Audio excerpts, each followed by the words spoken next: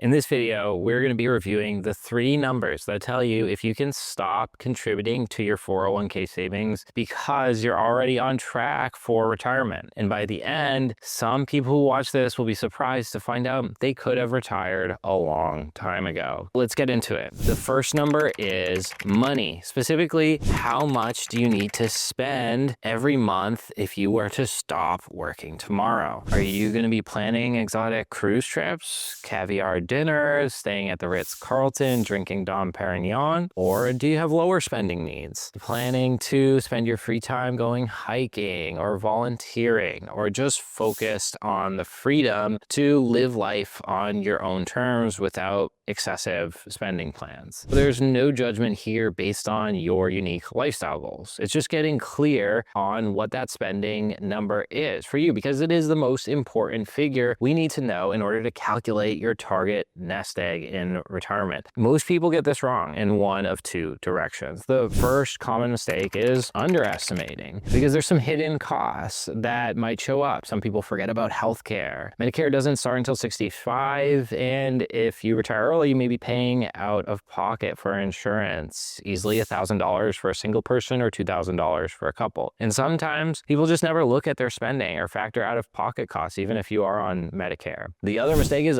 overestimating, and that's because there is costs that you currently incur that might fall off. Maybe you're basing spending on retirement on your current budget, which includes a big mortgage that might get paid off before retirement or somewhere early on in retirement. Maybe you're including 401k contributions or supporting children or family, and that's not going to occur every year forever. So the process starts with your current spending, but then you're going to have to look at that and think and make adjustments based on what you expect to change. Then when you finally reconcile everything, you have your spending number, and that is step 1, the most important step to be accurate. Otherwise, the following steps aren't going to work properly. Now, you could use a rough rule of thumb for the first time through. Most retirees spend around 80% of what they spent during their peak earning years, but everyone's lifestyle and situation is going to vary. Let's take an example. Let's say you're spending $104,000 right now after all of your saving. Your mortgage principal and interest is about $30,000 per year and will be paid off before you retire in 8 years. That's $30,000 that's going to disappear, but you'll need to cover healthcare out of pocket, say $12,000 per year if you retire before Medicare, and you want to travel more. So you have to budget for an additional $10,000 per year for extra travel. So to complete your estimated retirement spending, we're going to take $104,000. We're going to subtract that $30,000 for the mortgage, and then we're going to add $10,000 for travel and $12,000 for healthcare, which brings us to $97,000 per year. Now, the second step that we need to follow is time. Now, time really has 2 pieces here that are really important. The first is how long do you need to make your money last in retirement? And the second is how long until you retire, which is secondary, but we will come back to that piece later. Both of them matter, but the most important right now is how long do you need your money to last? If you retire at 45, you might need your money to last 50 years. If you retire at 65, you're planning for 25 to 30 years on average, depending on your assumed life expectancy. Why does this matter? Well, because the shorter that you need to make your money last in retirement, the higher your safe withdrawal rate is. The more of your nest egg you can safely spend, because you need to make it last for a shorter time. And there is extensive research on withdrawal rates depending on the time horizon for retirement. So if we look at some of the latest Morningstar research, we can see for a 30-year retirement, a 4% withdrawal rate has a 90% plus success rate. Now, if you're planning for a 40-year retirement, you might need to drop that down to 3.5% to maintain some safety. And if you're retiring really early, you might need to drop it into 3.2 to 3.3 range. The longer the timeline, the more conservative you need to be. Now, I've got some more videos on safe withdrawal rates and some of my critiques of them, and you can check those out. But let's just continue with our example. If you're 60, you're planning to retire at 65, you're looking at roughly a 30-year retirement to be conservative from a life expectancy standpoint. You can use a 4% withdrawal rate. And so you're going to take your annual spending spending, in our example, $97,000, and we're going to divide it by 0.04. 97,000 divided by 0.04 is just shy of 2.5 million. That is your golden nest egg number. If you have 2.4 million saved right now, you are probably ready to retire. Now, if you're going to retire with Social Security, it may be wise to factor that into your assumption. So suppose you want to spend 97,000, but your Social Security is going to be 30,000 per year. So your portfolio really only needs to support 67,000, which means your portfolio target is a little lower. If we take 67,000 and we divide that by 0.4, we're looking at $1.67 million. Now, you may look at that number and think, I'm not even close. I only have 1.2 million, which is maybe $500,000 short. But here's where it gets interesting, because you might be closer than you think. Even if you're not at your target number quite yet, you might be able to just stop saving and let your current investments grow to get you to where you want to be at your target nest egg number. And that is where our third number comes in. That is the risk or growth rate that we are able to assume based on your portfolio composition. Specifically, your expected rate of return is a function of how much stocks or equity that you hold in your portfolio, which is basically how much risk you're taking. This tells us whether your current savings will be likely to grow enough to hit your target without adding another dollar of savings, or if you need to boost your savings to catch up to where you need to be by the time you want to retire. And in fact, Nobel Prize winning research shows us that in a well-diversified portfolio of stocks and bonds, a higher percentage of equity is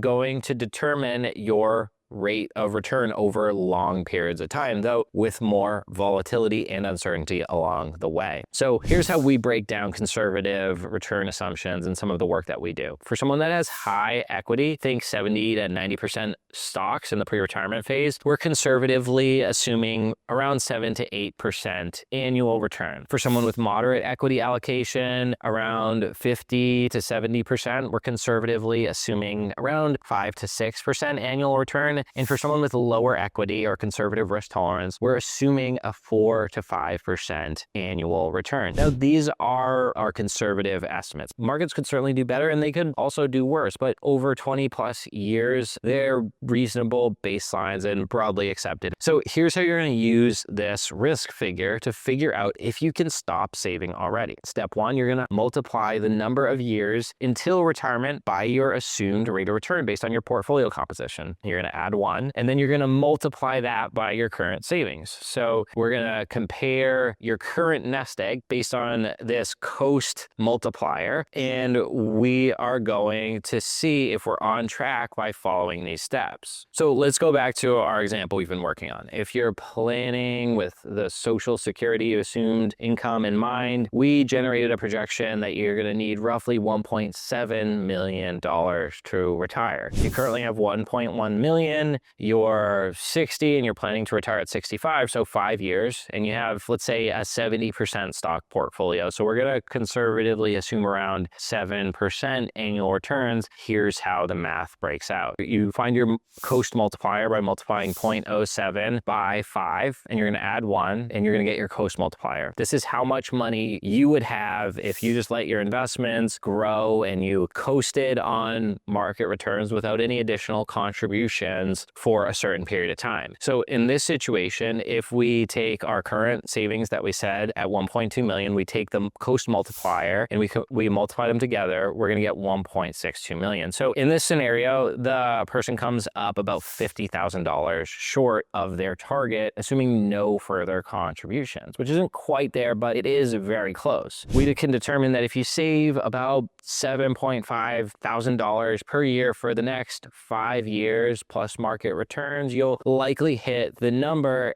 that you want to be at if markets cooperate. Or you could also retire at 66 instead of 65, and you'll get there without having to save another dollar. Or who knows, a variety of things could happen. Markets could do better than you expect, and maybe you can retire sooner. Now, these are what we believe to be conservative assumptions. But if there's one thing we know, markets don't return exactly 7% per year. Some years they're up 20%, some years they're down 15% or more. But over 5, 10 plus year periods, if you're well diversified and you don't panic sell during some of the downturns, these assumptions typically hold up. So these are the three numbers that get you to the awareness phase. They tell you if you're in the ballpark or if you're already ready to retire. So if you follow this with your numbers, now you know exactly where you stand. If you're on track, if you're close, if you're behind. If you haven't followed this exercise, you can go back and watch the video again and go through the steps for your situation. But here's the thing, knowing your numbers is really only the first step in a journey. And if you are planning to retire someday, you're probably going to want to go through this exercise dozens of times periodically to see how well you're tracking and if there's any adjustments in your savings that may be necessary. But